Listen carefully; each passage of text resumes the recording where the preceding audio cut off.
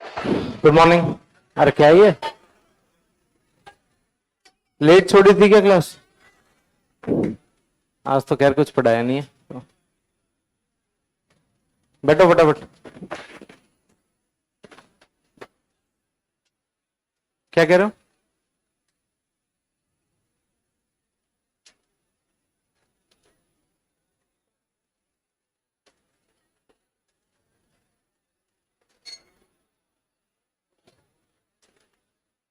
अरे बैठो फटाफट। पिकनिक पे आए हो क्या रे?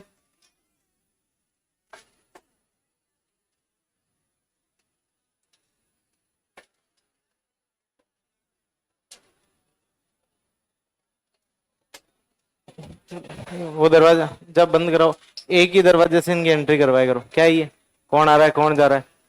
पब्लिक पार्क है क्या?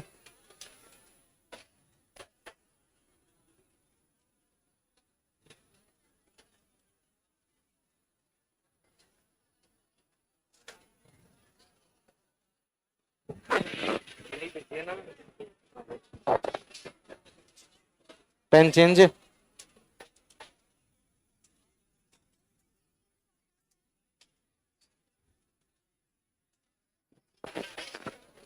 अच्छा 10 बजे चेंज हो गया था।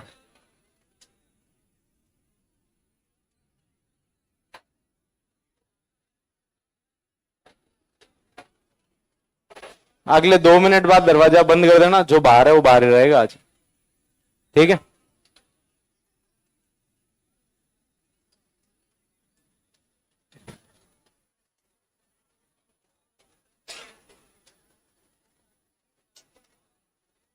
करंट 11:20 पे दरवाजा बंद कर देना। जो बाहर है वो बाहर है।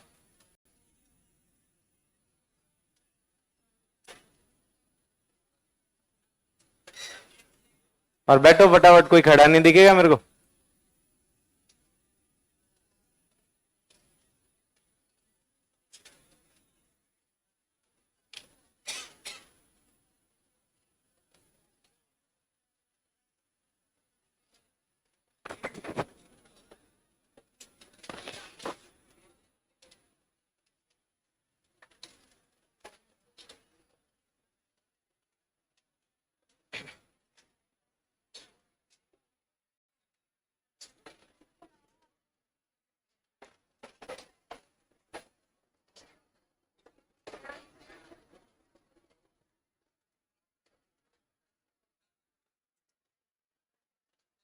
एक मिनट। 1 मिनट बाद दरवाजे बंद कर देना। जो बाहर है गया उसको क्या घर जाओ, कल आना आप। हाँ दरवाजे बंद कर दो और कोई किसी की एंट्री नहीं है अब। ठीक है। हाँ वो दरवाजा बंद कर दो महावीर। अब कोई नहीं आएगा। जो आ गए वो आ गए। सारे दरवाजे बंद। चलो ठीक है। पॉलिटी पढ़ रहे थे अपन। किसी का मुंह चलता हुआ दिख गया ना मेरे को, बाहर भेज दूंगा।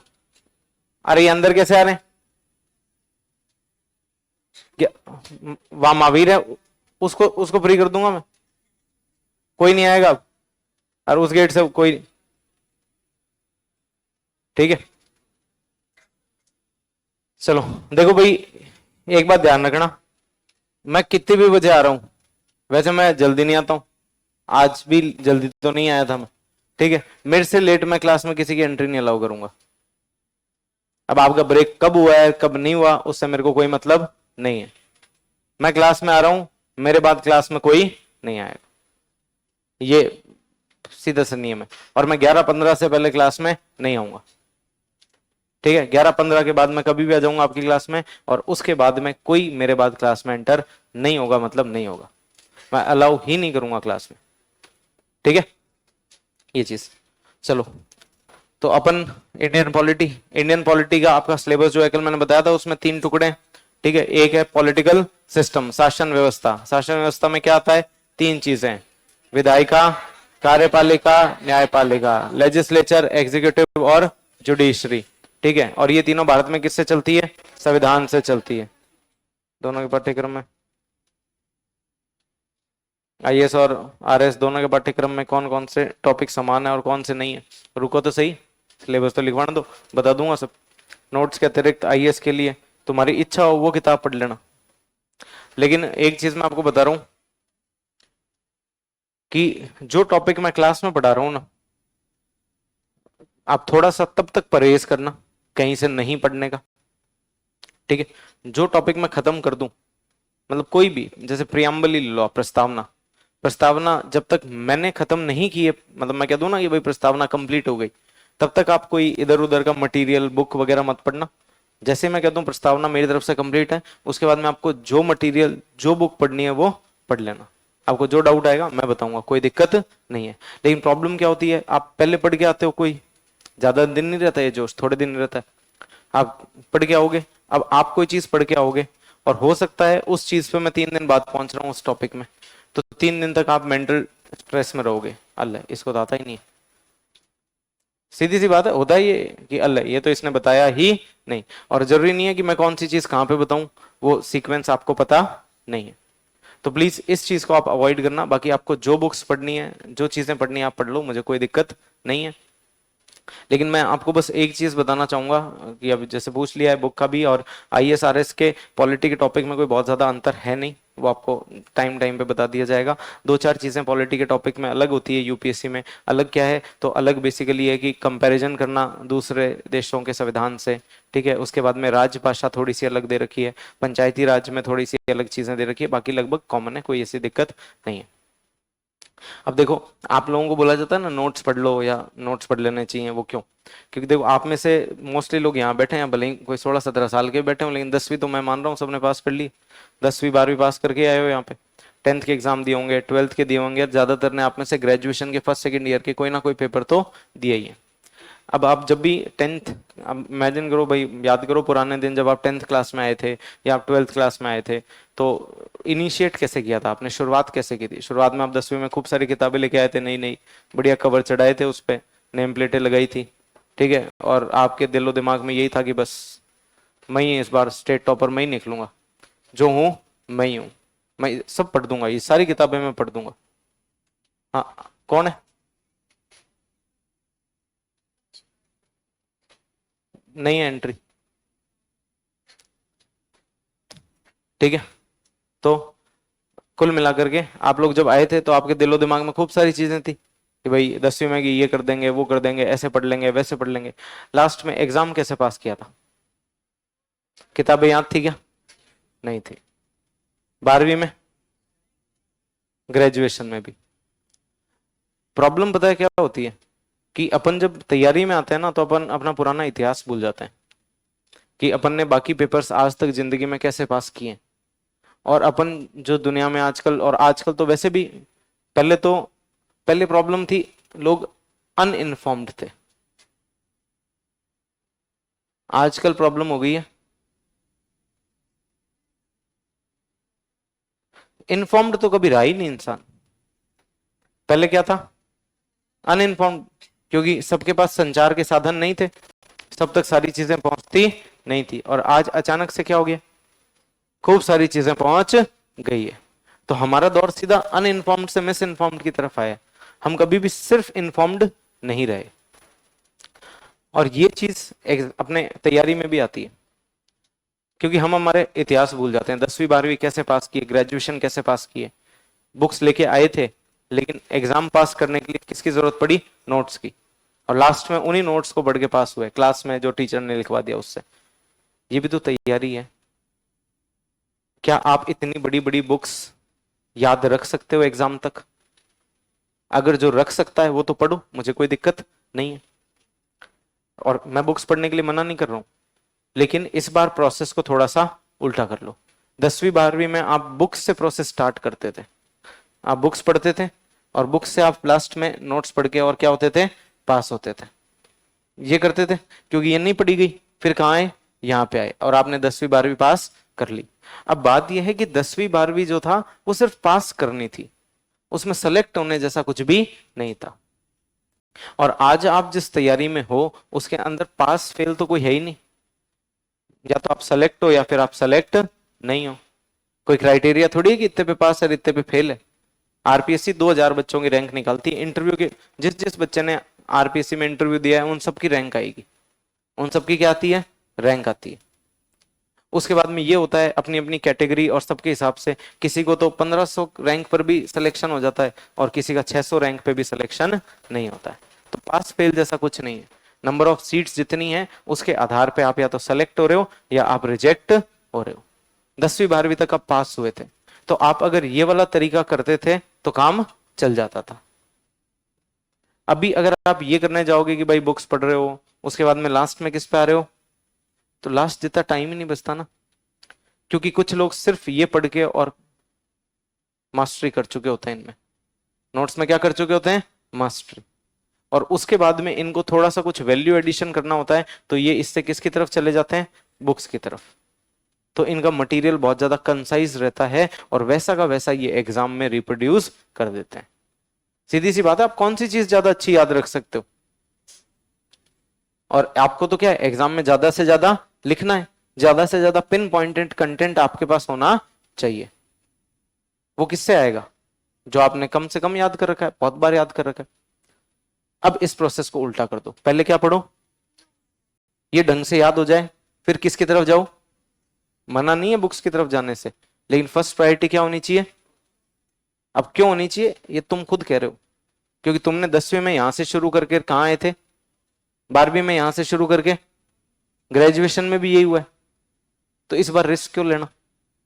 3 बार जब अपना दाव उल्टा पड़ चुका है, तो चौथी बार में खुद के ऊपर एक्सपेरिमेंट क्यों करना। जो होता है ना भी, डॉक्टर एक्सपेरिमेंट करने वाली दवाइयां चूहों को देते हैं पहले, कि कोई भी दवाई की टेस्टिंग होती है तो सब किस पे टेस्ट होती है, चूहों पे। अपने चूहा क्यों बनना, अपनी टेस्टिंग मटेरियल क्यों बनना है, फिर से एक बार एक्सपेरिमेंट क्यों करना खुद के ऊपर, जब 10वीं 12वीं के एक्सपेरिमेंट ऑलरेडी हम लोग कर चुके हैं। ठीक है, तो इस चीज का ध्यान रखना। बाकी बुक्स कोई भी पढ़ो, मुझे कोई दिक्कत नहीं है, आपको जो पढ़ना है पढ़ सकते हो, लेकिन फर्स्ट प्रायोरिटी क्या होनी चाहिए, नोट्स होनी चाहिए। और मैं जो टॉपिक पढ़ा दूं उसके बाद आप पढ़ो तो आपके लिए ज्यादा फायदेमंद रहेगा। आप पहले पढ़ के आओगे तो आप स्ट्रेस में रहोगे, क्योंकि हो सकता है उस पूरे दिन में उस टॉपिक में उस बात पे जाऊं ही नहीं जो आप किसी बुक में पढ़ के आए हो। ठीक है, तो चलो अपन पढ़ रहे थे भाई, कोई भी शासन व्यवस्था है तो उसके अंदर कितने अंग होते हैं, 3। कौन कौन से, विधायिका, कार्यपालिका और न्यायपालिका।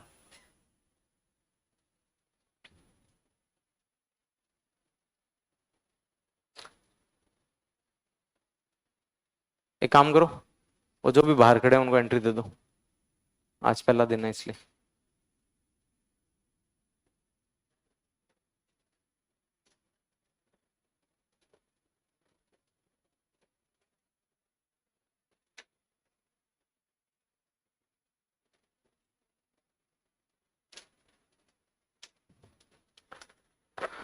करवा दो उनको, लो करवा दो। हाँ, तो शासन के कितने अंग होते हैं, 3। कौन कौन से, विधायिका, कार्यपालिका और न्यायपालिका। विधायिका का काम क्या है, कानून बनाना।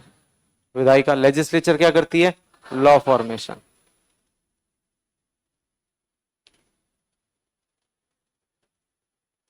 कानून का निर्माण। और कार्यपालिका लागू करना, लॉ को।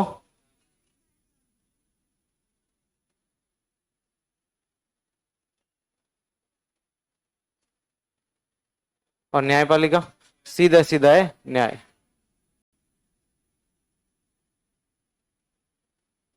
सीधा जस्टिस, 3 काम। और बेसिकली ये अपना काम ढंग से कर रहे हैं या नहीं कर रहे हैं ये भी कौन देखता है, न्यायपालिका ही देखती। तो पहले ये तीनों शक्तियां किस में हुआ करती थी, राजा में होती थी। उसको अपन क्या कहते थे, राजतंत्र कहते थे, मोनार्की कहते थे। उसके बाद में फ्रांसीसी थिंकर आया, कौन, मॉन्टेस्क्यू। कौन था, मॉन्टेस्क्यू। उस मॉन्टेस्क्यू ने क्या कहा, सेपरेशन ऑफ पावर। ये तीनों शक्तियां अलग अलग होनी चाहिए, एक में होगी तो निरंकुश, राजा क्या हो जाएगा, ऑटोक्रेट हो जाएगा, निरंकुश हो जाएगा। तो क्या 3 अलग अलग लोगों को दे दी जाए, क्यों, हो सकता है घूम फिर के वापस किसके पास पहुंच जाए, एक के पास पहुंच जाए। 3 के पास होगी, तीनों आपस में लड़ लेंगे और एक जो शक्तिशाली निकलेगा वो वापस इन तीनों शक्तियों पर कंट्रोल कर लेगा। तो किसको दे दो, जनता को। और इसी से किसकी शुरुआत हुई, लोकतंत्र। तो लोकतंत्र का आधार क्या बना, सेपरेशन ऑफ पावर, शक्ति पृथक्करण का सिद्धांत। ठीक है,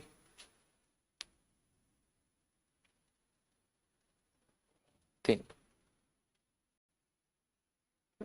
राजतंत्र में ये तीनों की तीनों शक्तियां एक ही व्यक्ति में निहित होती है, उसको क्या बोलते थे? राजा। उसके बाद में मॉन्टेस्क्यू, उसने क्या दिया?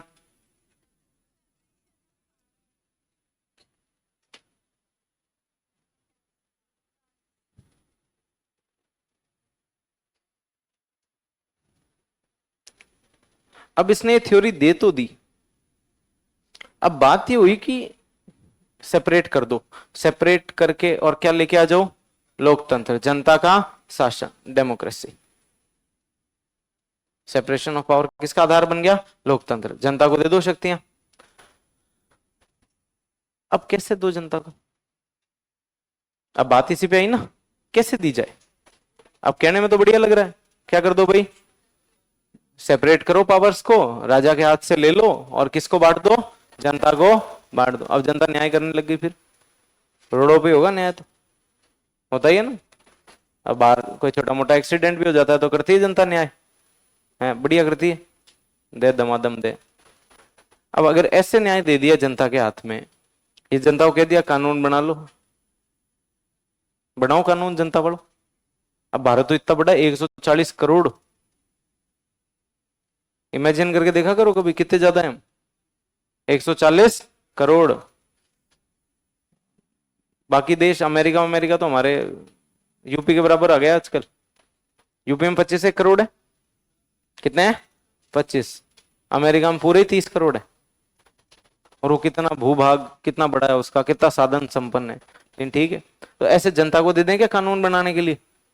जनता बना भी सकती है, एक राय हो भी सकती है किसी कानून पे।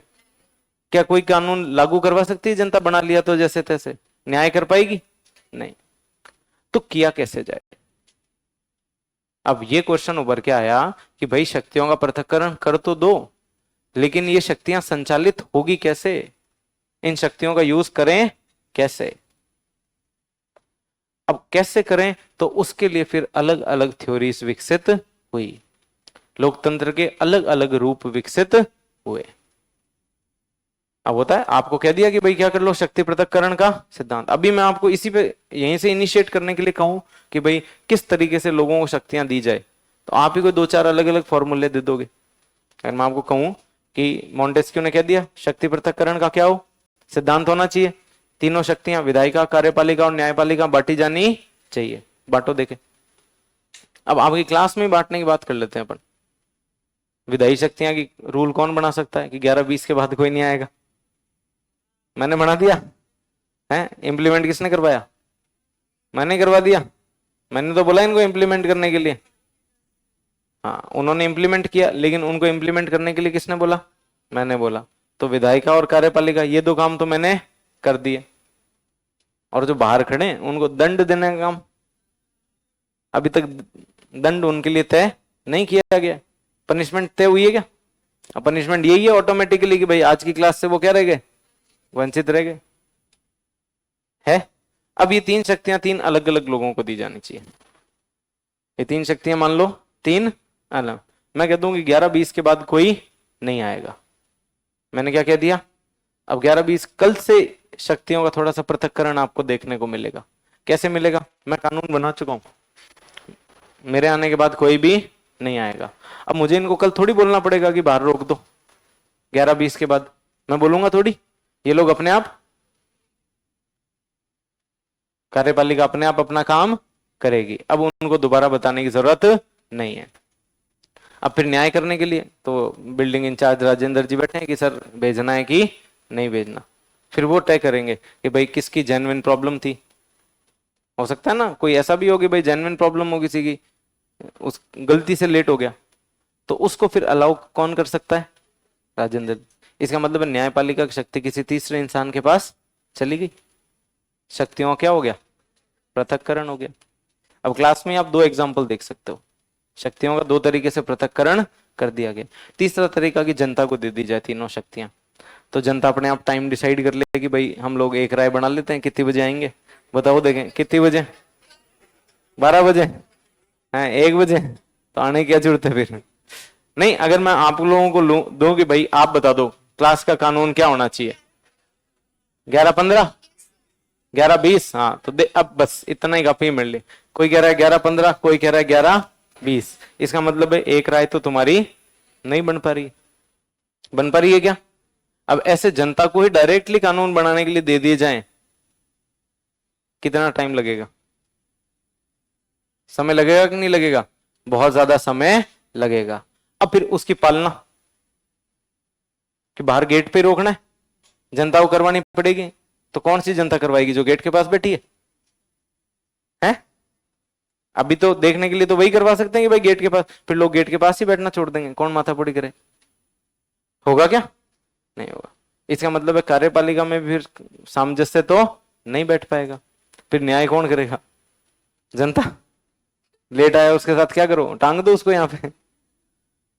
तो कुल मिलाकर के अगर इस तरीके से भी दिया जाए तो क्या देना संभव है जनता को? नहीं। उस दौर में भी ऐसे ही डिबेट डिस्कशंस चले होंगे कि भाई शक्तियों को तो हमें क्या करना है? बांटना है। अब बांटे तो बांटे कैसे? कौन सी व्यवस्था लाई जाए जिससे शक्ति पृथक्करण लागू ढंग से हो पाए? नाम तो दे दिया, जनता को दे दो, लोकतंत्र लेके आ जाओ, लेकिन लोकतंत्र में भी कैसे, जनता को कैसे दिया जाए, इस पे डिबेट हुई। इस पे क्या हुई? डिबेट। तो इस पे चलेंगे अपन थोड़ी देर बाद में। लिखो पहले, क्या लिख लिया? हेडिंग डाल रखी है? पहले 2 पेज छोड़ देना सिलेबस के लिए, वो बाद में लिखवाऊंगा। हेडिंग डाल ली थी ना? हाँ। अब हेडिंग डालो राजतंत्र।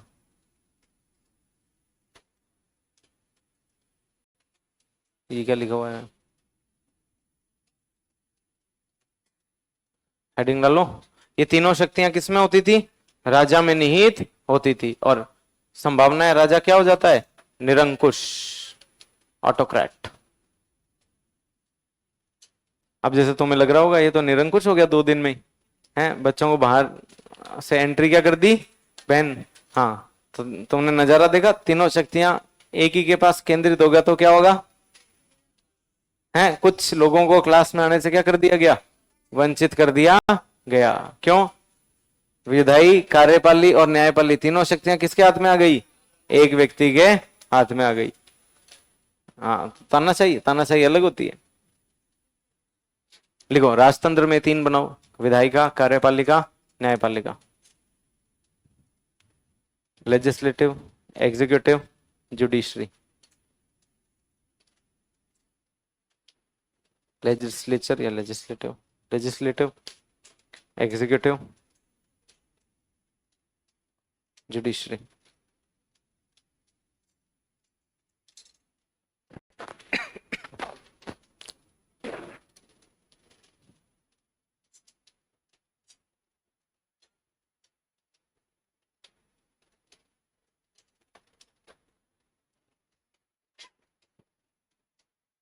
लिखो, राजतंत्र में शासन की तीनों शक्तियां, in monarchy all the 3 powers are.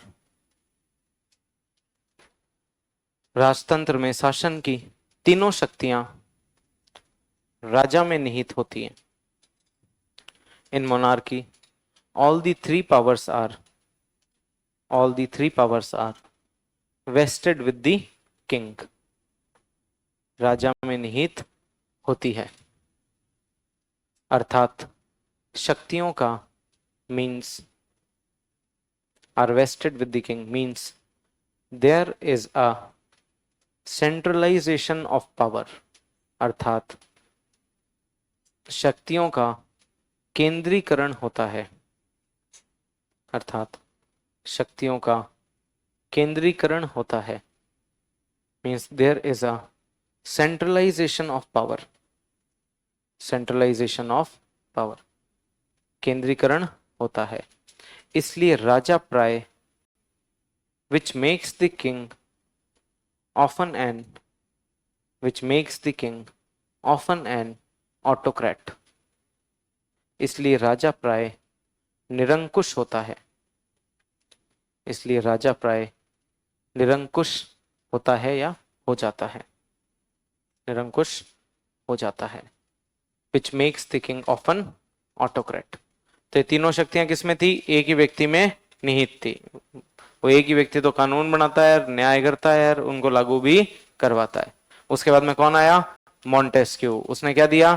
शक्ति पृथक्करण का सिद्धांत, सेपरेशन ऑफ पावर। लिखो, फ्रांसीसी विचारक,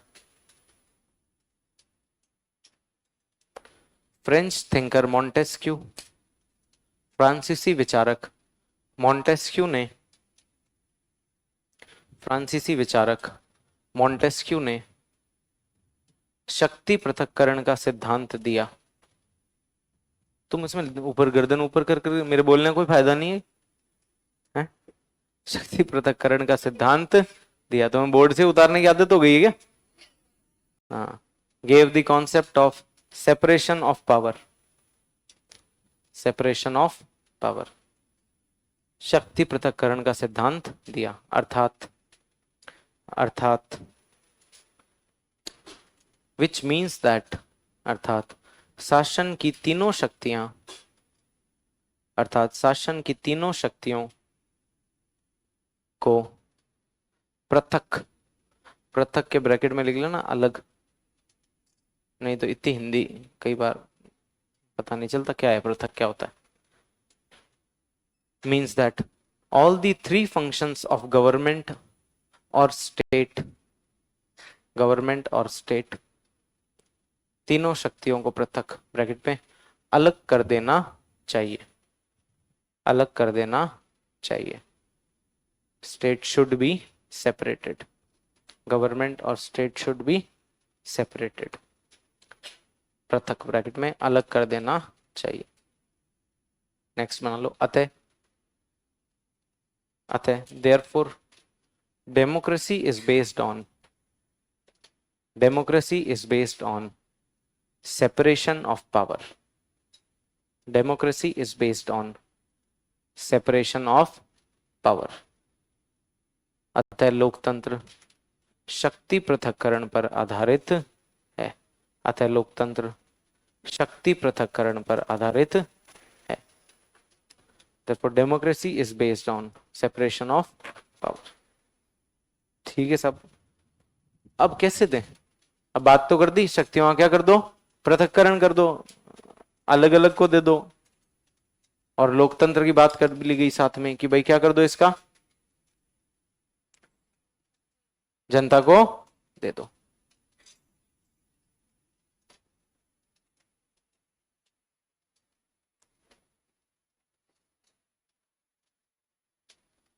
ठीक है, तो किसी भी शासन की कितनी शक्तियां होती हैं? तीन। तीनों पहले राजा में थी, उसके बाद में मॉन्टेस्क्यू ने क्या कह दिया? अलग अलग करो, और अलग अलग करके किसको दे दो? जनता को दे दो।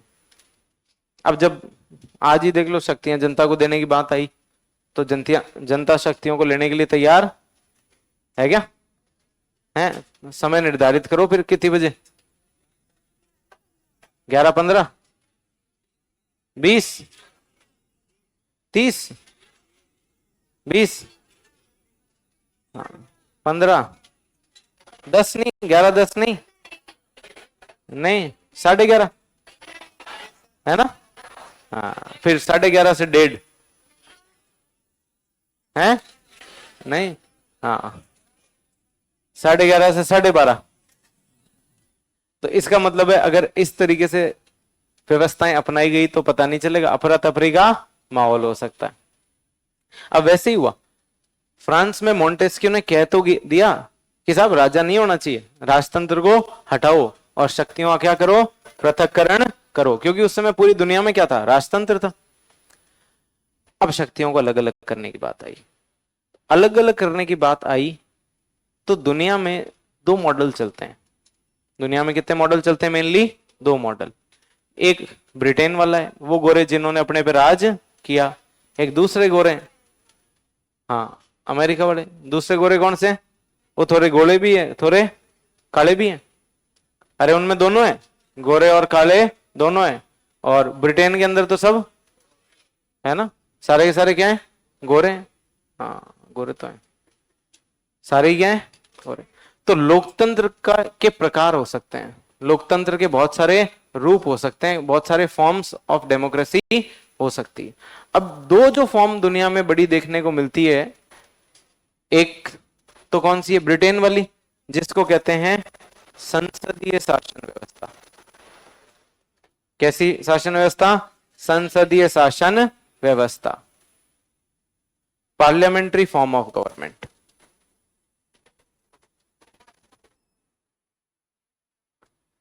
फॉर्म ऑफ गवर्नमेंट या गवर्नेंस। दूसरा प्रेसिडेंशियल फॉर्म ऑफ गवर्नमेंट। दूसरी कौन सी होती है? प्रेसिडेंशियल फॉर्म ऑफ गवर्नेंस, अध्यक्षात्मक शासन व्यवस्था।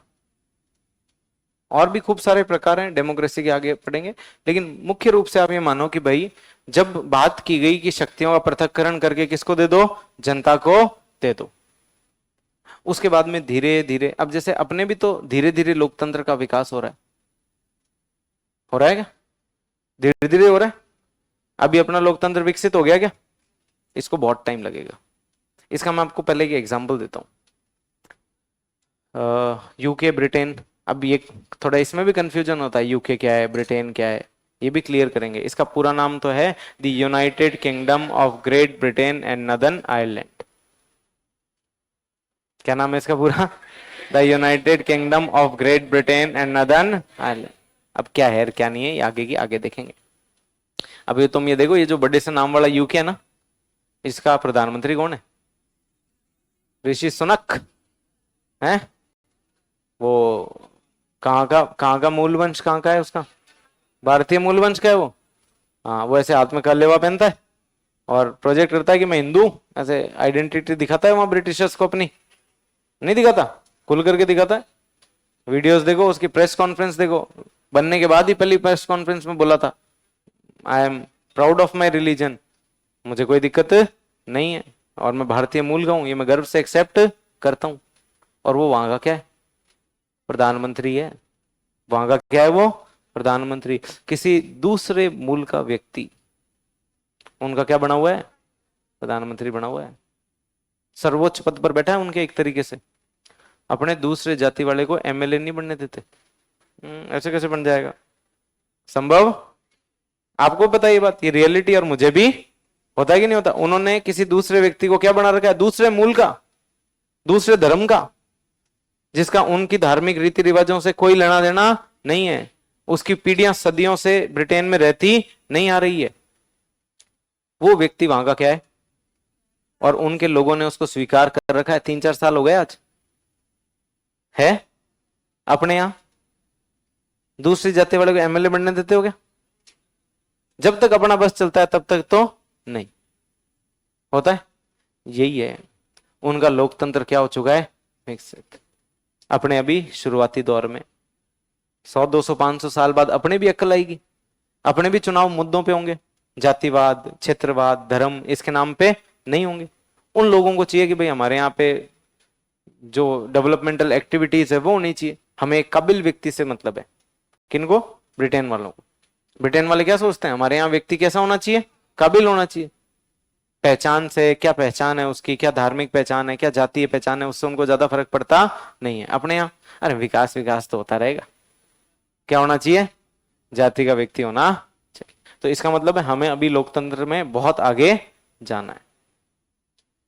ठीक है, तो इसी तरीके से कुछ जब शुरुआती दौर में लोकतंत्र का विकास हुआ तो ब्रिटेन और यूएसए इन दोनों ने अग्रणी भूमिका निभाई। इन्होंने क्या निभाई? अग्रणी भूमिका। अब ब्रिटेन ने लोकतंत्र के जिस रूप को अपनाया उसको कहा जाता है संसदीय शासन व्यवस्था, और अमेरिका ने जिसको अपनाया वो है अध्यक्षात्मक शासन व्यवस्था। एक है पार्लियामेंट्री फॉर्म ऑफ गवर्नेंस और दूसरा है प्रेसिडेंशियल फॉर्म ऑफ गवर्नेंस। ये दोनों ही किसके रूप है? लोकतंत्र के रूप है। दोनों किसके रूप है? लोकतंत्र के रूप है। अब दोनों के अंदर अगर अपन देखें तो भाई संसद है इनके यहां। संसदीय शासन व्यवस्था का क्या मतलब होता है? एक होती है संसद, पार्लियामेंट। अब ब्रिटेन में भी जैसे अपने पार्लियामेंट है ना, अपने भी थोड़ी थोड़ी कैसी है? संसदीय शासन व्यवस्था, पार्लियामेंट है। और पार्लियामेंट में अगर अपन देखें तो लोकसभा है, राज्यसभा भी है। दोनों है कि नहीं है? लोकसभा भी है और राज्यसभा भी है। अब ब्रिटेन को जब लोकतंत्र को अपनाना था, शक्तियां राजा से लेकर के जनता को देनी थी, तो उन्होंने संसदीय शासन व्यवस्था को अपनाया कि जनता के बीच में से हम चुनाव करवाएंगे। जनता के बीच से क्या करवाएंगे? चुनाव करवाएंगे, और उन चुनावों से जनता के प्रतिनिधियों को चुनकर लेके आएंगे। उनके जो प्रतिनिधि होंगे जनता के, उनको हम किस में बिठाएंगे? संसद में बिठाएंगे। जो पीपल रिप्रेजेंटेशन करेंगे, जनता को जो रिप्रेजेंटेशन देंगे, उन लोगों को हम कहां लाके बिठाएंगे? पार्लियामेंट के अंदर लाके बिठाएंगे। और यहां से किसका काम होगा? कार्यपालिका का, विधायिका का, न्यायपालिका का। जनता के प्रतिनिधि चुन लिए, कहां लेके आ गए? संसद में लेके आ गए। और संसद में लेके आए तो वहां पे संसद में दो सदन होते हैं। एक होता है हाउस ऑफ लॉर्ड्स, एक कॉमन्स, पहले कॉमन्स लिख देते हैं, हाउस ऑफ कॉमन्स। एक होता है House of Lords, House of Lords. जैसे अपने लोकसभा है, राज्यसभा, उनके वहां कितने सदन है? दो। कौन कौन से? House of Commons, House of Lords. अब देखो, सीधी सी बात है, राजा से आप राजतंत्र छीन रहे हो और आप क्या लेके आ रहे हो? लोकतंत्र।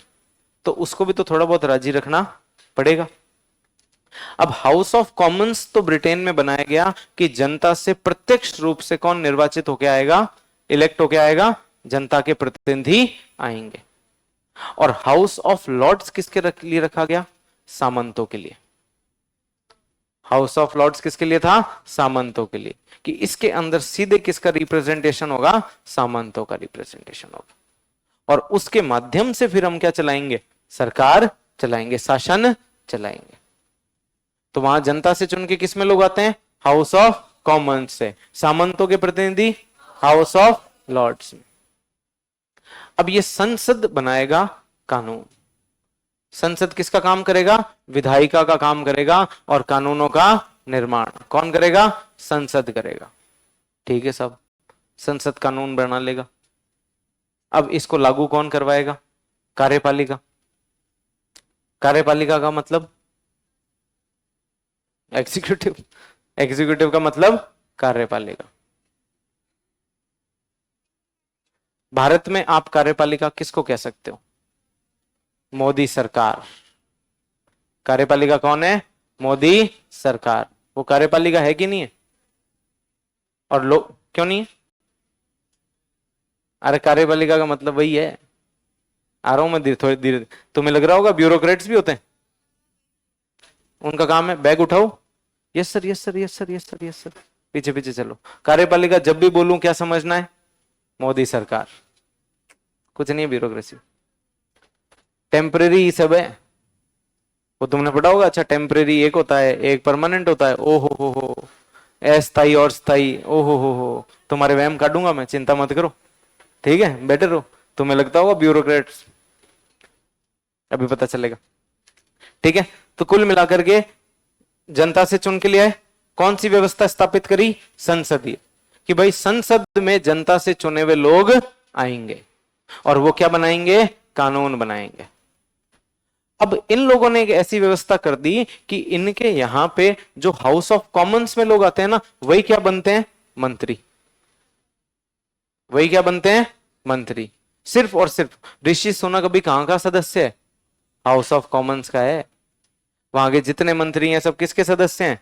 हाउस ऑफ कॉमन्स के हैं। अब उन्होंने तो हौच पौच कर रखा है। उन्होंने क्या कर रखा है? हौच पौच कर रखा है। उनके यहाँ जो हाउस ऑफ लॉर्ड्स वाले होते हैं ना, उनको वो जज बना देते हैं। उनको क्या बनाते हैं? वो जज। इनकी न्यायपालिका जो है, इनके जो न्यायाधीश हैं, वो कहां से निकलते हैं? हाउस ऑफ लॉर्ड से निकलते हैं। तो इन लोगों ने इस रूप में लोकतंत्र को अपनाया हुआ है।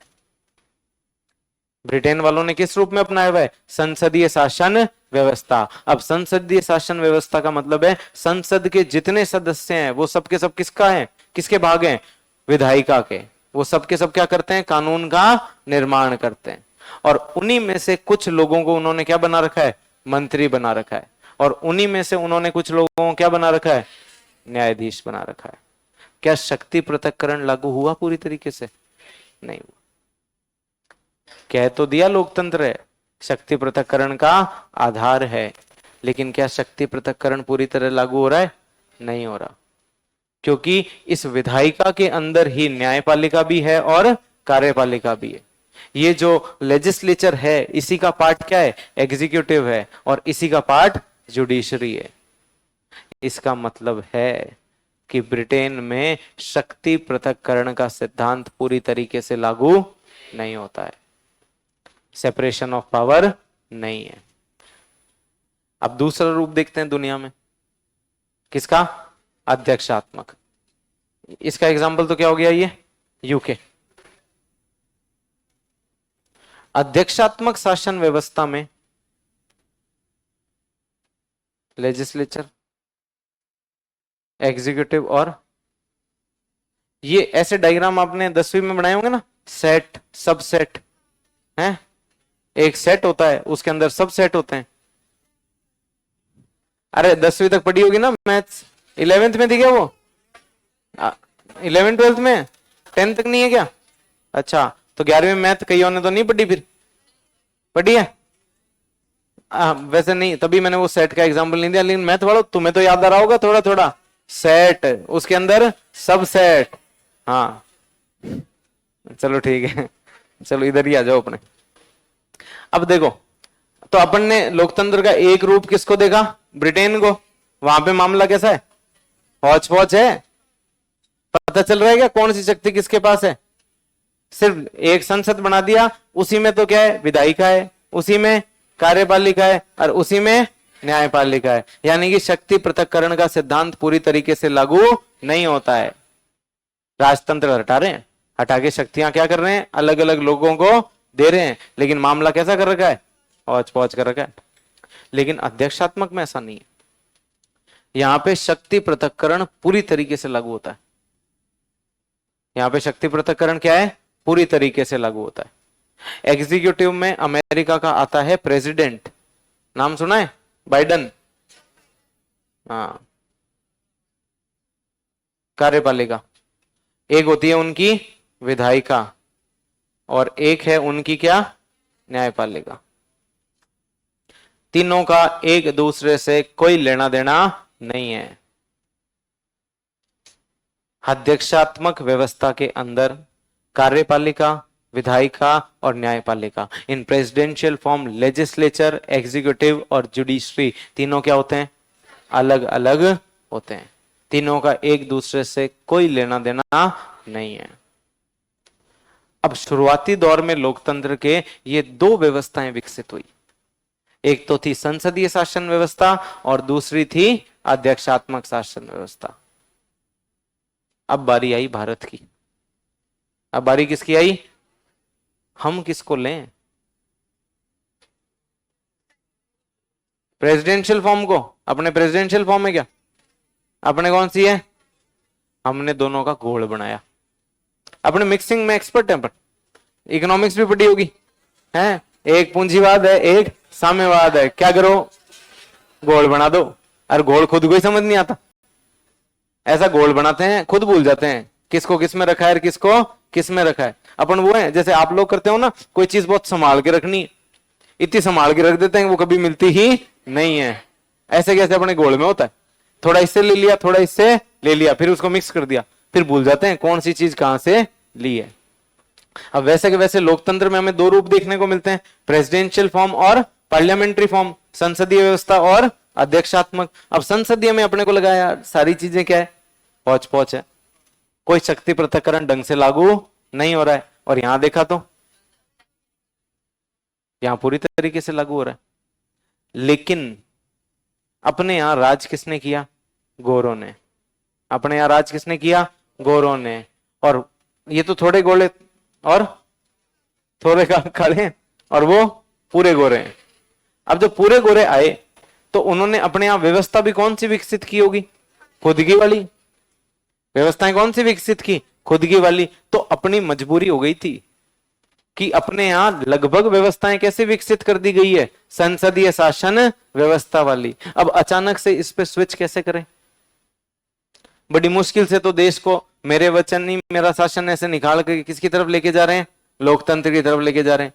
अब जो गोरों ने 200 साल में विकसित किया उसको एक झटके में बदल के इसमें ले आए तो गड़बड़ होगी कि नहीं होगी? तो इसलिए गड़बड़ नहीं हो, इसलिए अपन ने कौन सी फॉर्म को अपनाया है? संसदीय। अरे मिक्स तो नहीं है, अपनी कौन सी है? संसदीय। अब भारत की कैसी है? भारत में हमने अपनाई तो कौन सी है? संसदीय शासन व्यवस्था, पार्लियामेंट्री फॉर्म। अब भारत में पार्लियामेंट में कौन कौन आता है? संसद है। भारत की संसद में कौन आता है? लोकसभा भी आती है और लोकसभा भी है और राज्यसभा भी है। ये तो अपनी क्या हो गई? विधायिका। भारत में कानून बनाने का काम किसका है? संसद का है। विधायिका, कानून विधायिका बनाती है, और विधायिका कौन है भारत में? संसद। पार्लियामेंट है कि नहीं है? कोई भी कानून बनाना है कौन बनाती है? संसद बनाती है। कानूनों के नाम पे आपने कृषि कानूनों का नाम खूब सुना होगा। किसने बनाए? संसद ने बनाए। किसने बनाए थे? संसद ने बनाए। अब मोदी जी किसका हिस्सा है? लोकसभा का। किसके सदस्य हैं? लोकसभा के। ठीक है। जेपी नड्डा का नाम सुना है? स्वास्थ्य मंत्री हो भारत के। वो कौन से सदन के? राज्यसभा। एस जयशंकर का नाम सुना है? वो कहां के हैं? राज्यसभा। वो कहां के हैं? और मोदी जी लोकसभा। इसका मतलब है कि भारत की विधायिका और कार्यपालिका एक ही है? हैं? अब आओ, रुको रुको रुको, ज्यादा वो नहीं होना।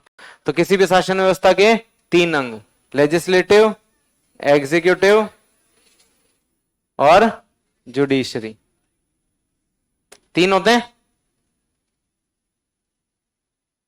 भारत ने अपने यहां कौन सी व्यवस्था को अपनाया है? संसदीय। किसको अपनाया है? संसदीय।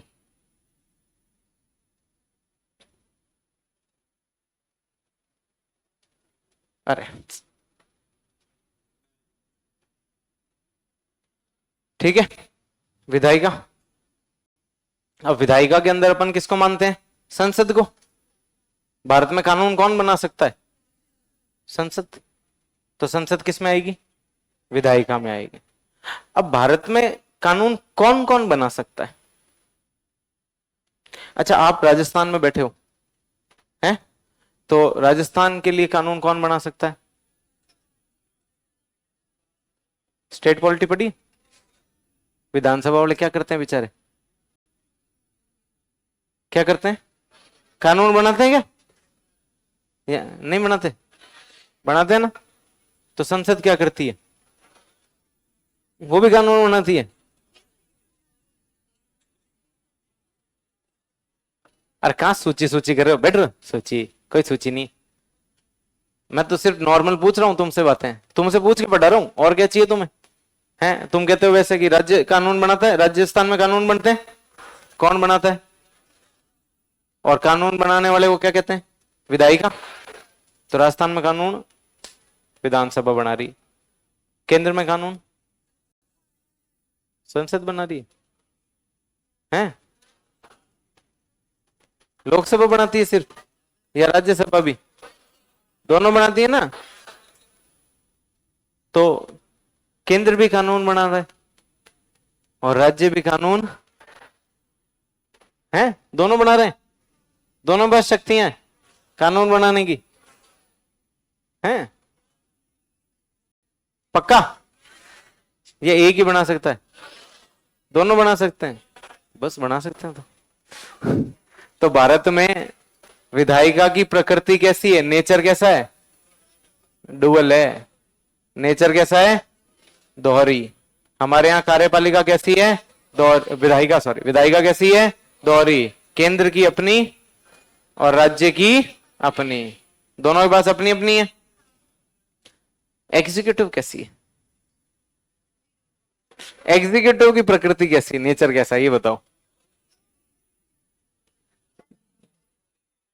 दोहरी है या चौहरी है? दोहरी कैसे? स्थायी और अस्थायी है? टेम्पररी और परमानेंट, ऐसे पढ़ा हुआ है आपने? हैं? अस्थायी ये कह रहे हो तुम? अरे हाँ,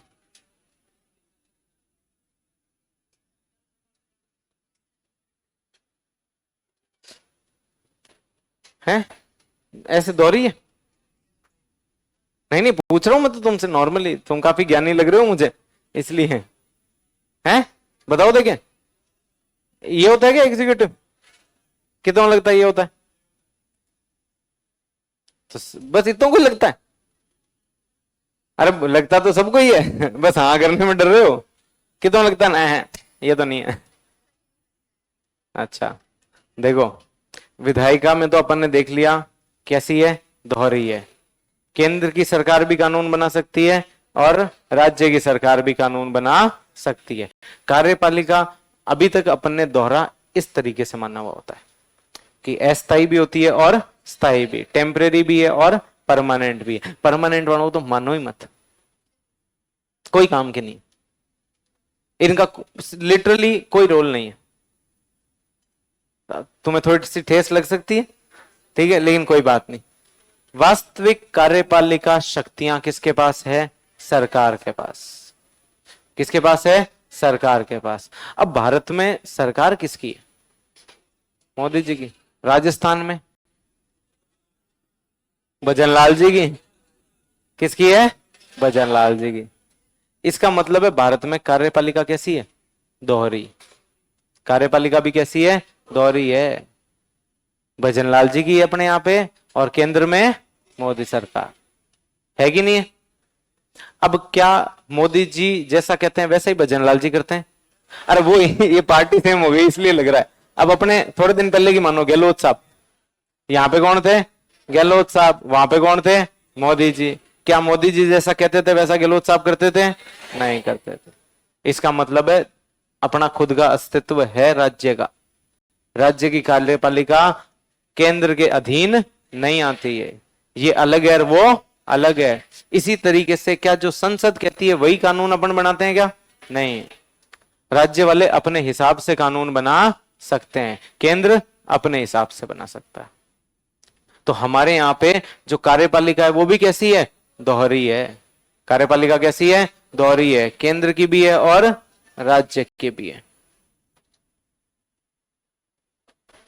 ठीक है, तो इसका नेचर डुअल है, इसका नेचर भी डुअल है। विधायिका की प्रकृति कैसी है? दोहरी। कार्यपालिका की प्रकृति दोहरी। न्यायपालिका की कैसी है? तृतीय, तीन, एकल। सुनो सुनो, केंद्र के पास क्या है? राज्यों के पास क्या है? जिलों के पास जिले हैं, जिलों के पास हमारे जिला न्यायालय है। तो इसकी प्रकृति नहीं, लगभग सब राज्यों के पास अपने हाई कोर्ट है। केंद्र के पास प्रकृति कैसे है? सुप्रीम कोर्ट के अधीन है। अच्छा, क्या हाई कोर्ट सुप्रीम कोर्ट के अधीन है? हैं? अपनी मर्जी से कोई काम नहीं कर सकते हैं? कर सकते हैं? अरे मैं तो तुम कह रहे हो उस हिसाब से पूछ रहा हूं भाई। क्या है? अपनी मर्जी से काम कर सकते हैं? कर सकते हैं क्या? सुप्रीम कोर्ट कह दे कि सुबह 7 बजे आना है, हाई कोर्ट वालों तुम्हें आना पड़ेगा। हाई कोर्ट वाले कहें हम तो 9 बजे आएंगे, फिर नहीं हो सकता, बात माननी पड़ेगी। हैं? अच्छा, ऐसे होता है क्या? हर बात माननी पड़ती है? हाँ तो ठीक है, तो पता है तुम्हें तो अच्छी बात है। तो इसकी प्रकृति कैसी है? एकल है। इसकी प्रकृति कैसी है? एकल है, यूनिटरी है ये।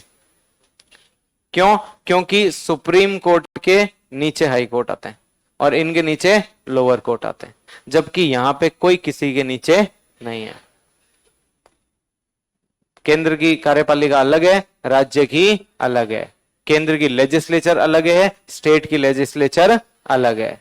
तो इन दोनों की तो प्रकृति हमारे यहां कैसी है? दोहरी है, और इसकी एकल है। अब इनके अंदर चलते हैं। अब इनके अंदर ये देखो, विधायिका, पहले किसकी बात कर लेते हैं, केंद्र वालों की। अब केंद्र की विधायिका से ही क्या कार्यपालिका निकल के आ रही है? क्या सेंटर की लेजिस्लेचर से ही एग्जीक्यूटिव निकल के आ रही है क्या? ये लेजिस्लेचर है किसकी? सेंटर की, विधायिका है। ये क्या है? विधायिका। क्या इसी में से कार्यपालिका निकलेगी? कितनों लगता है निकलेगी? कितनों लगता नहीं, इससे तो नहीं निकलेगी। और बाकियों को अपने हिसाब से, मैं नहीं देखूंगा, मेरे हिसाब से तुम्हें तुम्हारा हिसाब बताना पड़ेगा। कितने लोगों को लगता है कि संसद, समझ तो गए, संसद का मतलब क्या है? विधायिका। संसद का मतलब क्या है? विधायिका। क्या विधायिका के अंदर से ही कार्यपालिका निकल रही है क्या भारत में? कितनों लगता है? अच्छा, कैसे? मोदी सरकार पूरी पूरी किसकी सदस्य है? संसद की सदस्य है। कुछ लोकसभा के सदस्य हैं, कुछ राज्यसभा के सदस्य हैं। अब स्टेट में भी ऐसा ही होता है, एमएलए क्या बनते हैं? मंत्री बनते हैं। अब वो बीच में टीटी साहब को जैसी सरकार आई थी मंत्री बनाया था, लेकिन हार गए, तो कह दिया घर जाओ, अब कोई काम नहीं है। हुआ था ना, एक एमएलए का चुनाव लड़ने से पहले उनको मंत्री बना दिया, लेकिन वो हार गए तो उनको घर भेज दिया। इसका मतलब है भारत के अंदर विधायिका के अंदर से क्या निकलती है? शक्ति पृथक्करण हो रहा है क्या? है? पूर्णतः नहीं है। मैं तो अभी इसका पूछ रहा हूं, क्या भारत में शक्ति पृथक्करण नजर आ रहा है? है? नहीं है। लोकतंत्र का आधार क्या है? शक्ति पृथक्करण का सिद्धांत, सेपरेशन ऑफ पावर। क्या इंडिया में सेपरेशन ऑफ पावर है क्या? है? विधायिका और कार्यपालिका क्या है? एक ही है। विधायिका का ही हिस्सा कौन है? कार्यपालिका। लेजिस्लेचर का पार्ट कौन है? एग्जीक्यूटिव। इसका मतलब अपने यहां शक्ति पृथक्करण पूरी तरीके से लागू नहीं होता है, लेकिन कम से कम ब्रिटेन जैसी व्यवस्था तो नहीं है, क्योंकि हमने संसदीय शासन व्यवस्था को अपनाया है। किसको अपनाया है? संसदीय शासन व्यवस्था। किसके साथ? स्वतंत्र न्यायपालिका के साथ। किसके साथ? स्वतंत्र न्यायपालिका। जुडिशरी हमारी इंडिपेंडेंट है। ये दोनों मिक्स हो रखे हैं, लेकिन ये क्या है? इंडिपेंडेंट। तो हमारे अंदर दोनों के गुण है। कहां चले गए वो दोनों? ये रहे ना। तो हमारे अंदर वो भी है और हमारे अंदर ये भी है। तो हम दुनिया में गोल ही बनाने के लिए पैदा हुए। इकोनॉमी में भी गोल बना लिया, पॉलिटी में भी। आधी व्यवस्था तो उसकी ले ली और आधी व्यवस्था इसकी ले ली। ठीक है? तो हमारे यहां पार्लियामेंट्री फॉर्म है, लेकिन किसके साथ? With independent judiciary. संसदीय शासन व्यवस्था स्वतंत्र न्यायपालिका के साथ। ठीक है? तो देखो भाई, शासन की कितनी शक्तियां होती है? 3। कौन कौन सी? विधायिका, कार्यपालिका, न्यायपालिका। लेजिस्लेचर, एग्जीक्यूटिव और जुडिशरी। विधायिका, लेजिस्लेचर का काम क्या है? कानूनों का निर्माण। कार्यपालिका का कानूनों की पालना करना, इम्प्लीमेंटेशन ऑफ लॉ। और जुडिशरी का न्याय करना, जस्टिस। पहले ये तीनों शक्तियां एक व्यक्ति में निहित होती थी, और वो संभवतः कैसा होता था? निरंकुश होता था। तो इस निरंकुशता को रोकने के लिए फ्रांसीसी थिंकर मॉन्टेस्क्यू ने क्या कहा? Separation of power. शक्तियों क्या करो? पृथक्करण। अब शक्तियों का पृथक्करण जब किया जा रहा है, तो क्या जनता को दे दी, सॉरी, एक व्यक्तियों को दे दी जाए? नहीं। किसको दो? जनता को।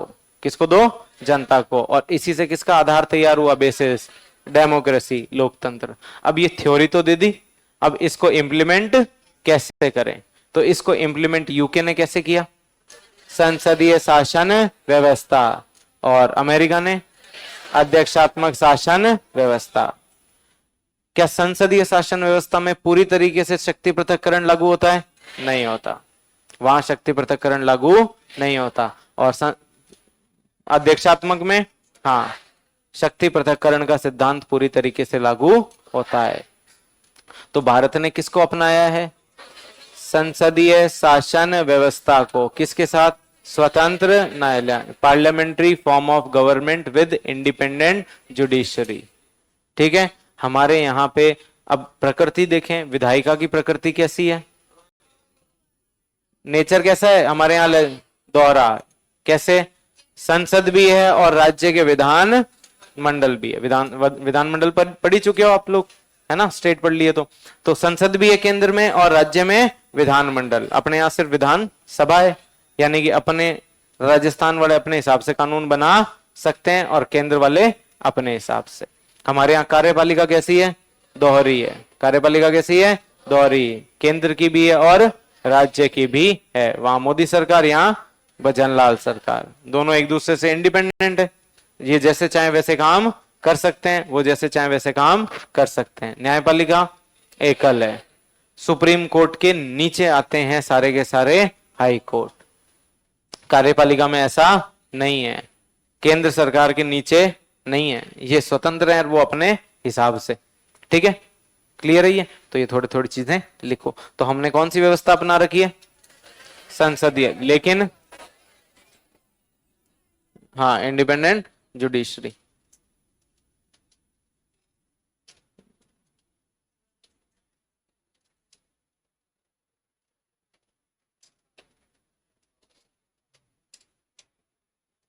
अभी चार्ट बना लो सही, और इसमें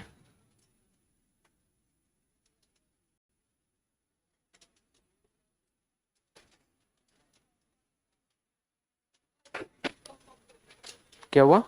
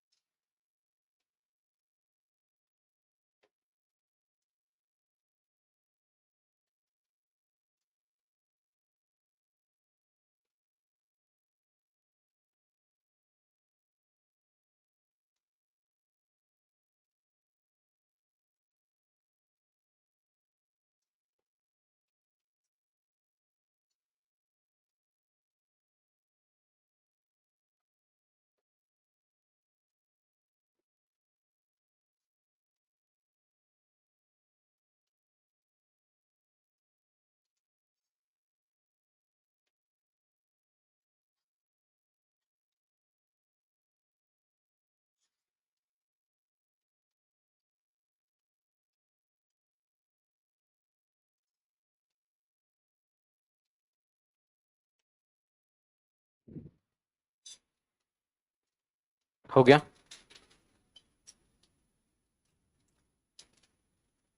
तो भारत में लेजिस्लेचर का विधायिका का नेचर कैसा है, प्रकृति डुअल, दोहरी। कैसे है? संसद की भी कार्य, वो विधायिका संसद है वहां पे कानून बनाने के लिए, और राज्यों में राज्य के विधान मंडल। कार्यपालिका कैसी है? दोहरी। क्यों? केंद्र की भी सरकार है और राज्य की भी सरकार है। और न्यायपालिका कैसी है? एकल है। न्यायपालिका कैसी है? एकल है। ठीक है, हो गया ये। तो क्या भारत में शक्ति पृथक्करण पूरी तरीके से है सेपरेशन ऑफ पावर है क्या इंडिया में? नहीं, पूरी तरीके से नहीं है।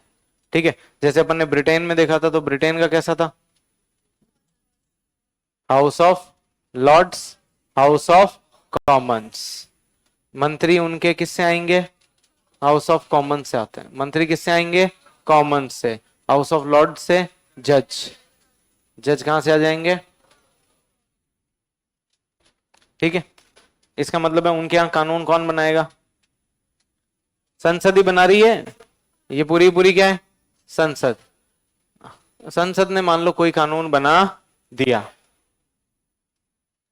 अब कानून बना दिया तो उसको चेक कोई कर सकता है क्या? कौन करेगा? जुडिशरी है। कौन करेगा? पहले ही हो गया, चेक करके बना लो बस। बात कितनी सी है? चेक करके बना लो। अब बनने के बाद में कुछ नहीं है, बनने के बाद में चेक करना है तो वापस नया बना लो इसको फाड़ के। यही हो सकता है वहां पे। वहां पे क्या जुडिशरी कुछ कर सकती है? हैं? इसी में से तो जज है। अब जज वापिस उसको चेक करें तो कहेंगे अरे यार 5 दिन पहले हमने ही तो बनाया इसको, अब हम इसको क्या चेक करें? इसका मतलब है वहां पे किसकी सर्वोच्चता है? संसद की है। सब कुछ क्या है? संसद है। संसद ने जो कह दिया वो कह दिया। कोई न्यायपालिका फिर काम करने वाली नहीं है। सर्वोच्चता किसकी है? संसद की है। और भारत में, अब भारत में आ जाओ। ये भारत का संसद है। ये भारत का क्या है? संसद। एक तरफ लोकसभा, एक तरफ राज्यसभा, और इन दोनों में से हमारा क्या निकलता है? मंत्री परिषद। मिनिस्टर्स होते हैं ना, वो मिनिस्टर्स लोकसभा राज्यसभा दोनों से होते हैं। और तीसरा गोला अपना कौन सा बनता है? जुडिशरी। हमारे 2 गोले तो एक साथ ही हैं। ये विधायिका हो गई, ये क्या हो गई? विधायिका। और ये कार्यपालिका, ये लेजिस्लेचर है, और ये एग्जीक्यूटिव। लेजिस्लेचर के अंदर ही क्या आती है? एग्जीक्यूटिव। लेकिन अपनी जुडिशरी कैसी है? इंडिपेंडेंट है। हमारी जुडिशरी कैसी है? इंडिपेंडेंट। ब्रिटेन में ऐसा नहीं है। तो हमारे यहां मान लो संसद ने कोई कानून बना भी दिया तो कौन चेक कर सकता है? जुडिशरी चेक कर सकती है। लेकिन वहां पे चेक का कोई कॉन्सेप्ट नहीं है। और यूएसए में सब एक दूसरे के काम को चेक, सब एक दूसरे के काम को क्या कर सकते हैं? चेक कर सकते हैं।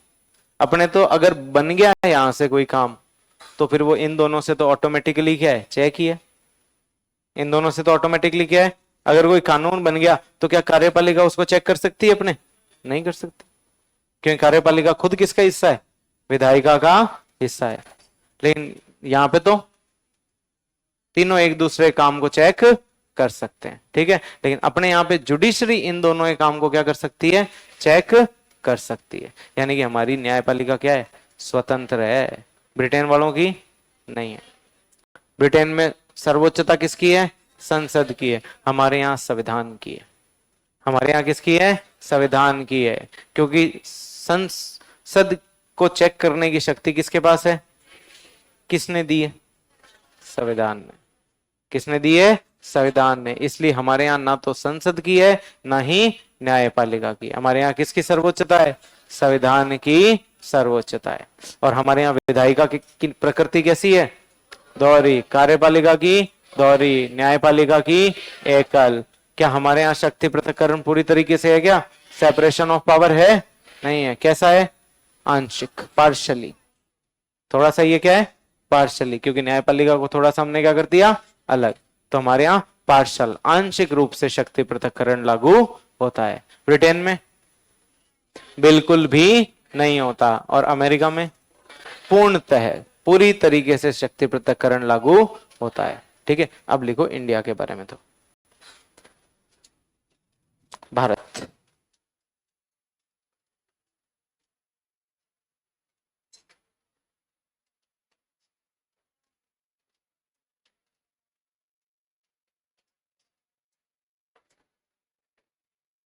लिखो भारत में संसदीय शासन व्यवस्था है। India has a parliamentary system of governance.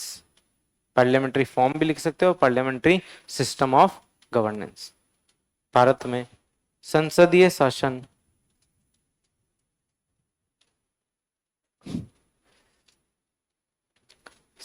शासन व्यवस्था है।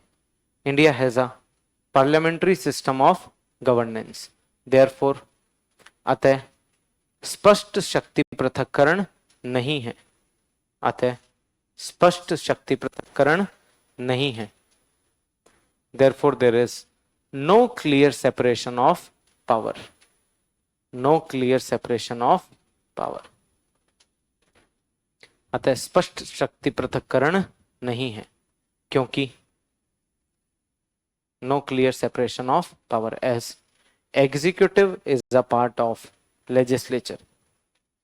Executive is a part of legislature. Executive is a part of legislature. क्योंकि कार्यपालिका विधायिका का एक अंग है। कार्यपालिका विधायिका का एक अंग है। ये गोले बना लो। विधायिका के अंदर ही क्या आती है, कार्यपालिका, और न्यायपालिका हमारे क्या है, अलग है। अब भारत में गोले 2 बनते हैं, ब्रिटेन में गोला 1, यूएसए में 3। तीनों एग्जाम्पल लिखेंगे अपन, बना लो। ये कार्यपालिका क्या 2 या मंत्री परिषद क्या 2, बात एक ही है। बना लो बना लो। एक तो आजकल के बच्चे इतने सारे पेन रखते हैं, ऐसे तुम कंफ्यूज नहीं होते क्या इंपॉर्टेंट कौन सा है? इतने सारे पेनों से लिख रखा है। नहीं, कलर अलग अलग है, ऐसे तो ऐसे नहीं होता इंपॉर्टेंट चीजों को अलग पेन से लिखते हो, बस रंग बिरंगे। अच्छा लिखो भाई, लिखो फटाफट लिखो।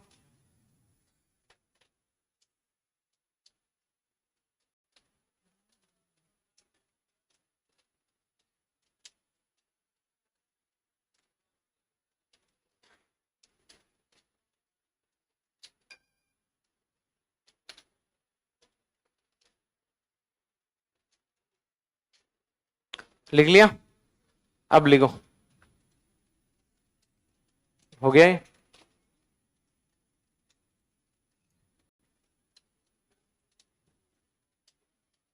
लिखो, भारत में दोहरी विधायिका है। भारत में दोहरी विधायिका है। India has dual legislature. India has dual legislature. दोहरी विधायिका है, अर्थात केंद्र व राज्यों में निम्न का बेन आरेख में प्रदर्शित कीजिए। अभी तो शुरू हुआ है, प्रदर्शित करेंगे, चिंता क्यों कर रहे हो? पहले आईआर पढ़ा दो। अरे क्यों, ऐसा क्यों भाई? हैं? अच्छा, मेलोनी वाला एग्जाम्पल, बारे वाह, आईआर पढ़ा दो, मजा आता है। मजे नहीं लेने, पढ़ लो। क्या कल क्या बढ़ा दिया? अच्छा, आईआर के लिए उल्लास बढ़ा दिया। हाँ कोई नहीं, अभी तो धीरे धीरे पॉलिटी पढ़ो, इसमें आएगा मजा तो तुम्हें। अर्थात केंद्र, मेरे पास आईआर से ज्यादा कहानियां किसमें, पॉलिटी में। इसमें मैं तुम्हें एक से एक, तुम्हें मैं यूं भारतीय लोकतंत्र के नजारे दिखाऊंगा, हैं जिसमें माथे खुल गए सदन के अंदर। हाँ, केंद्र व राज्यों में अलग अलग विधायिकाएं हैं, which means there are separate legislatures at centre and state. हाँ यार नहीं हुआ, विकास सर का यूपीएससी का प्री नहीं हुआ इस बार, और उनके अटेम्प्ट भी खत्म हो गए अनफॉर्चुनेटली। तो it's part of life.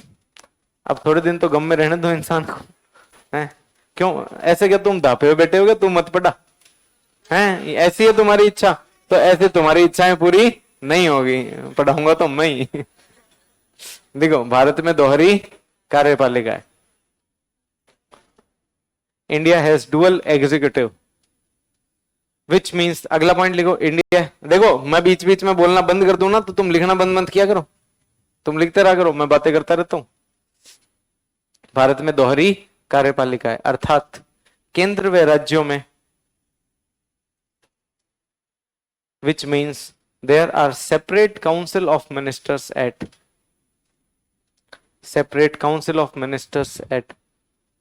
center and state।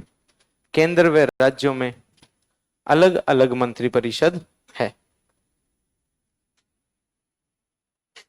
अलग अलग मंत्री परिषद है, eight centre and state. Next, Bharat में एकल न्यायपालिका है। India has an integrated judiciary. Bharat में एकल न्यायपालिका है। India has an integrated judiciary. एकल न्यायपालिका है, इंटीग्रेटेड जुडिशरी अर्थात उच्च न्यायालय, which means the high courts are under the control of the उच्चतम न्यायालय के अधीन है। उच्च न्यायालय उच्चतम न्यायालय के अधीन है, or under the control of the Supreme Court. ठीक है, तो भाई प्रकृति हो गई। और भारत में शक्ति पृथक्करण पूरी तरीके से लागू नहीं होता है। कैसे होता है? आंशिक रूप से होता है। अब अगला एग्जांपल किसका लिखेंगे? ब्रिटेन। अब इसमें यह हाउस ऑफ कॉमन और हाउस ऑफ लॉर्ड दो ही हैं, जो है वहां पे संसदीय। और दुनिया में जहां भी संसदीय शासन व्यवस्था होगी वहां पे शक्ति पृथक्करण हो ही नहीं सकता है, क्योंकि विधायिका और कार्यपालिका एक साथ काम करेगी। लिखो Britain. Britain also has Britain में भी, अब देखो ब्रिटेन, इसका पूरा नाम क्या है?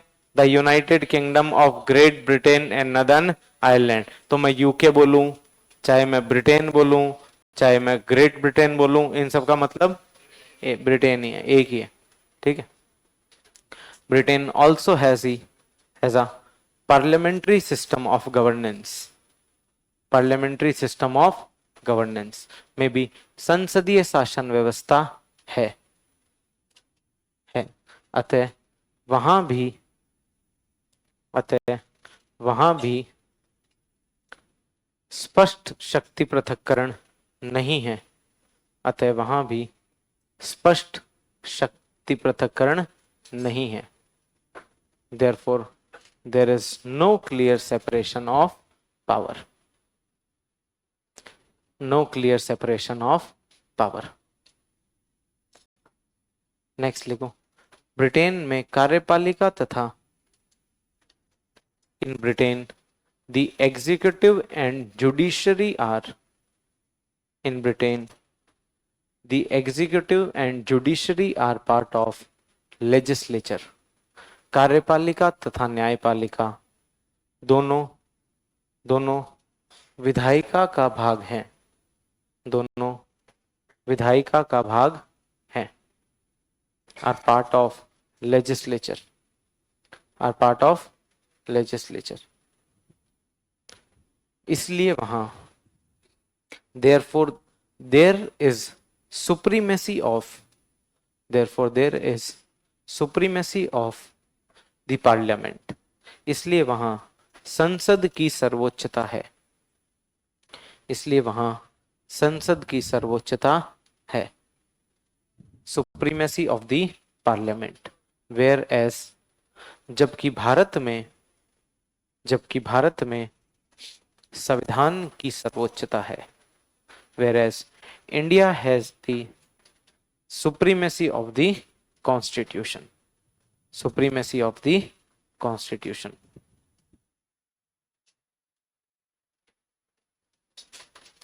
जबकि भारत में संविधान की सर्वोच्चता। एक लाइन और लिखो पहले, उसके बाद ये डायग्राम बनाना, इसके बाद में एक लाइन और लिखो। लिख लिया? ये हो गया।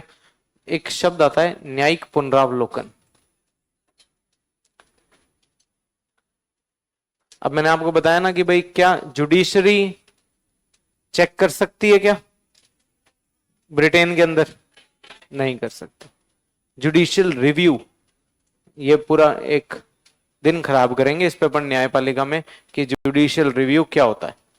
अभी के लिए सिर्फ इतना समझो, रिव्यू का मतलब क्या होता है? दोबारा देखना। रिव्यू दोबारा देखना। एक बार कोई देख चुका है, उसके बाद में कोई देख रहा है, तुम होता है ना, अपने दोस्त को कहते और देख देख देख देख, इसका मतलब आप देख चुके हो और आप अपने दोस्त को रिव्यू, इसको क्या कहते हैं? रिव्यू। तो वैसे के वैसे एक बार तो कौन देख चुका है? विधायिका देख चुकी है। कौन देख चुकी है? लेजिस्लेचर। अब दूसरी बार देखने का नंबर किसका है? जुडिशरी का। किसका नंबर है? जुडिशरी का, न्यायपालिका का। अब दोबारा ये देखेंगे तो उसमें कमियां निकालेंगे? नहीं नहीं, कोई मतलब नहीं है, होता है ना ऐसे। तो दूसरी बार जब देख रहे हैं तो कौन? जुडिशरी की सही है या गलत है, सही या गलत, कौन? जुडिशरी। जब देखते हैं तो इसको बोलते हैं जुडिशियल रिव्यू, न्यायिक पुनरावलोकन की विधायिका ने ढंग से कानून बनाया या नहीं बनाया, ये कौन चेक करता है? जुडिशरी। उसको अपन क्या कहते हैं? जुडिशियल रिव्यू, न्यायिक पुनरावलोकन। ब्रिटेन में संभव है क्या? नहीं है। ये लाइन लिखनी है, लिखो। ब्रिटेन में न्यायिक पुनरावलोकन की there is no concept of judicial review। Britain में न्यायिक पुनरावलोकन की अवधारणा नहीं है। ब्रिटेन में न्यायिक पुनरावलोकन की अवधारणा नहीं है। There is no concept of judicial review in Britain। There is no concept of judicial review in Britain। ठीक है, न्यायिक पुनरावलोकन की अवधारणा नहीं है। अब ये गोले बना लो इसके, ब्रिटेन वाले। संसद बनाओ, house of common, house of Lord. House of Commons में से क्या निकलती है? उनकी कार्यपालिका, एग्जीक्यूटिव, और लॉर्ड्स में से जुडिशरी। जो पुराने सामंत होते थे ना, उनका वाला हाउस है, उन्हीं में से वो जज बना देते हैं कि तुम जज बन जाओ। आजकल चीजें चेंज हो गई, आजकल हाउस ऑफ लॉर्ड्स में भी वहां के नॉर्मल लोग आ जाते हैं। पहले ये पूरी तरीके से किसके अधीन था? सामंतों के।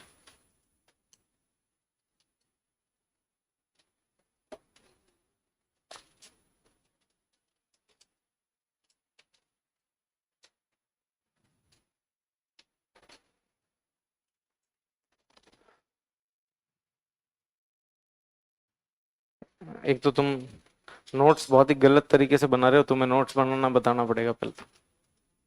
ये लिखो, बताऊंगा फिर।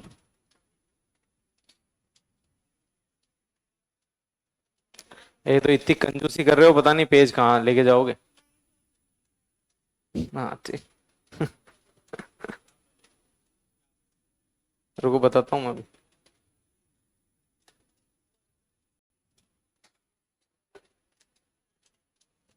कई तो इतने सुंदर सुंदर नोट्स बनाने का प्रयास करते हैं कि जैसे तीसरी पीढ़ी को हस्तांतरित करके जाएंगे। हाँ कि भाई मेरी दादी जी इन्हीं को पढ़ के एसडीएम बनी थी, अरे लड़कों में भी है, मेरे दादाजी बने थे, तो है मैं भी इन्हीं को पढ़ के क्या बनूंगा? आरएस बनूंगा। अरे सिलेबस चेंज हो जाएगा तब तक, ऐसे बनाओ कि खुद के काम आ जाए। कौन से नोट छाप कर तीसरी पीढ़ी को देने? ठीक है, तो ये ब्रिटेन वाली व्यवस्था हो गई। अब यूएसए में, अमेरिका में कैसी है? प्रेसिडेंशियल, अध्यक्षात्मक, और उसमें शक्ति पृथक्करण पूरी तरीके से लागू होता है। लिख लो। हाँ हाँ, ये लिखो, फिर बताऊंगा। अब तो ये तो लिख ही लोगे ये वाला टॉपिक, तो नए टॉपिक से ढंग से शुरू करना ना।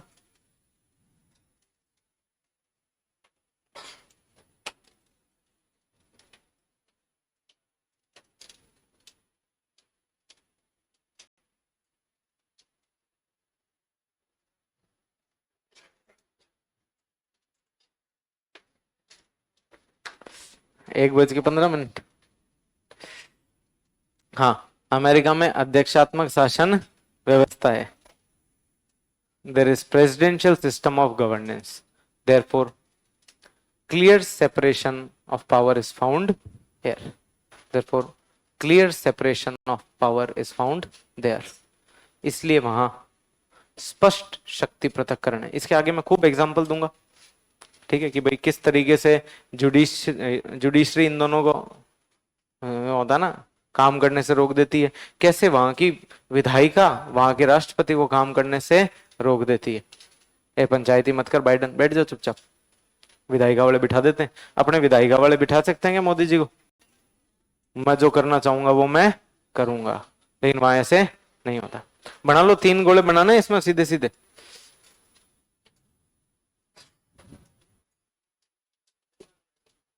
बना लिए?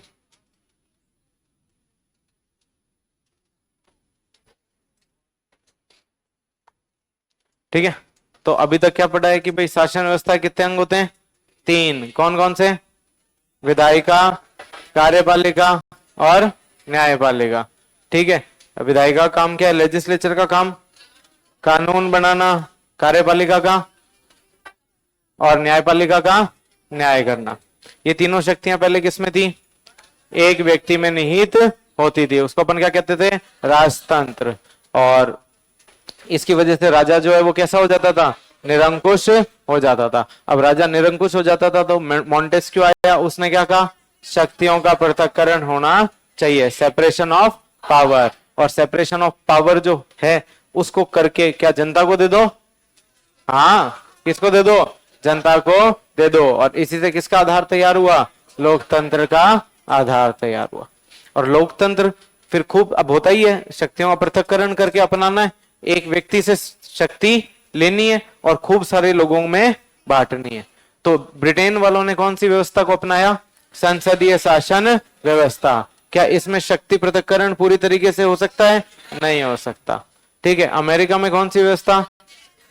अध्यक्षात्मक, प्रेसिडेंशियल फॉर्म। क्या उसमें शक्ति पृथक्करण है? पूरी तरीके से है। भारत ने किसको अपनाया है?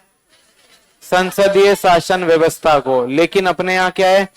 इंडिपेंडेंट जुडिशरी है। हमारे यहाँ आंशिक रूप से शक्ति पृथक्करण लागू होता है। अब हमारे यहाँ विधायिका की प्रकृति कैसी है? लेजिस्लेचर की दोहरी। दोहरी कैसे? केंद्र भी कानून बनाता है और राज्य भी कानून बनाता है। उसके बाद में कार्यपालिका कैसी है? दोहरी। कैसे? मोदी सरकार और यहाँ भजनलाल सरकार दोनों अपने अपने हिसाब से काम कर सकती है। उसके बाद में जुडिशरी, न्यायपालिका। न्यायपालिका कैसी है? एकल है। सुप्रीम कोर्ट के नीचे ही क्या आते हैं? हाई कोर्ट्स आते हैं। ठीक है, तो ये तो कुछ कुछ बेसिक है कि भाई शक्ति पृथक्करण होता क्या है। अब अपन देखेंगे देश, राष्ट्र और अरे यार तो पेन ही गिर गया, नहीं पढ़ाऊंगा अभी। हाँ, नोट्स कैसे बनाना ये बता देता हूँ, 1 मिनट। देखो तुम्हारी जो एक कॉपी है, हाँ हाँ पैकर्स मूवर्स बन गए 1 मिनट में सब, है ना? सुन लो, तुम्हारी ये जो कॉपी है इसमें ये वाला जो हिस्सा है इसको खाली छोड़ना होता है। पूरी पूरी लाइनें भर भर के नहीं बनानी है। ये इतना पोर्शन क्या होना चाहिए? खाली रहना चाहिए। ऊपर भी थोड़ा सा हिस्सा, यहाँ पे भी। स्पेशली पॉलिटी में तो और बाकी सब्जेक्टों में भी रखा करो। अरे सुन लो, क्योंकि होता क्या है कि जब आप लोग बाद में रिवाइज करोगे ना तो पूरे के पूरे पोथे रिवाइज आसानी से नहीं होते। अभी जैसे मैं छोटे छोटे कीवर्ड्स लिखता हूं ना बोर्ड के ऊपर, बाद में क्या होगा? तुम जब सेंटेंस 2-3-4 बार पढ़ लोगे ना तो तुम भी इसको एक एक कीवर्ड में कन्वर्ट कर पाओगे। और यहाँ पे अपने कीवर्ड्स लिख दोगे ना तो लास्ट में रिवीजन जब करोगे ना तो पूरे रजिस्टर का रिवीजन 2 घंटे में हो जाएगा। अगर ये कीवर्ड कीवर्ड कीवर्ड पढ़ोगे तो, और पूरी लाइनें पढ़ोगे तो 2 दिन लगेंगे। ठीक है, उसके बाद में दूसरी चीज ये है कि ये पॉलिटी है। पॉलिटी में हमें संविधान पढ़ना है। पूरी दुनिया का सबसे बड़ा संविधान है भारतीय संविधान, और उसको भी अभी तक पूरी तरीके से व्याख्या नहीं हुई है। हर रोज सुप्रीम कोर्ट कोई ना कोई नई बात इसमें बता देता है। तो खूब सारी अपडेट आपको, वैसे तो बहुत ज्यादा नहीं है अपने general studies point of view से, लेकिन फिर भी कोई अपडेट आ जाती है तो फिर वो आप अपडेट, आपके पास लिखने के लिए कोई ऑप्शन नहीं होता है। आपको कुछ वैल्यू एडिशन करना है तो फिर आपको लास्ट में लिखना पड़ेगा। इस टॉपिक से रिलेटेड कोई चीज आई है तो उसको आप यहीं पे ऐड ऑन कर सकते हो। तो नोट्स इस तरीके से बनाने हैं कि हर पेज पे ये वाला हिस्सा थोड़ा सा क्या होना चाहिए, छूटा हुआ होना चाहिए, ऊपर और नीचे भी स्पेस होना चाहिए। चलो जाओ, थैंक यू। अब मैं ये देख रहा हूं पहले कौन कौन जा रहा है, ताकि कल पूछने में आसान नहीं रहे मेरे। हाँ जाओ जाओ, कोई दिक्कत नहीं। और कल से याद करके आ जाना जो जो पेज मैंने लिखवा दिए हैं।